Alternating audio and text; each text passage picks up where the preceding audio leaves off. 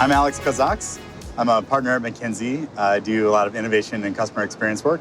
And I'm also one of the founding profs at the Stanford D-School. Today was all about designing audacious customer experiences. So when you think about kind of bad experiences, then there's good ones, and then there's really excellent ones. But what are the nature of some of those experiences that completely change an industry and completely change all of our expectations as customers?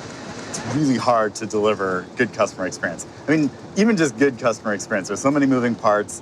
Most of us in most industries, frontline training to changing their back-end infrastructure, and to make a great experience, 1,000 tiny things need to come together and dance with kind of perfect orchestration. And so I think it's really easy for a lot of us to get that wrong.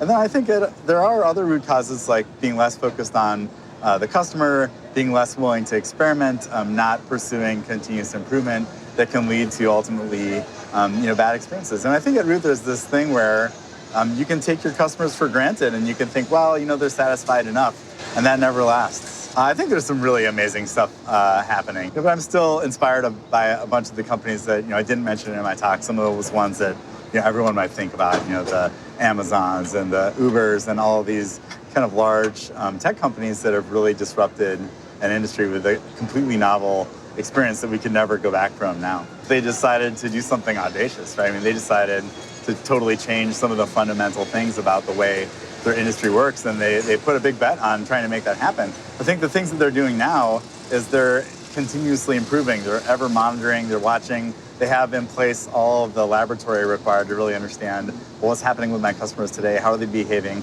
and they're still experimenting, right? They're not pausing and saying, hey, this is good enough. And I think the last thing that's really helping them to succeed is the companies who do this stuff well. It's not just that they're good at design thinking or just that they're thinking about the consumers. They have all the back-end operations and infrastructure and a really complete package to kind of bring that stuff to life. And often their entire business model is built around delivering this totally different, really exciting kind of experience. Every disruption is an opportunity. Every stasis is an opportunity to disrupt, right? So I think the thing we're seeing isn't that suddenly disruption exists. It's just that the rate of disruption is accelerating.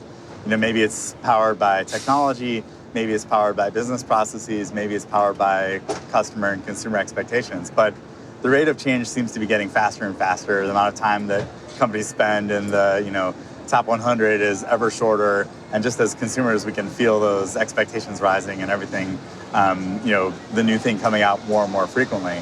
So, I think for incumbents, it is a threat. And for attackers, it's an opportunity. And the real challenge is, if you're an attacker, how can you become an incumbent? And if you're an incumbent, how can you keep it going and keep disrupting yourself to be successful?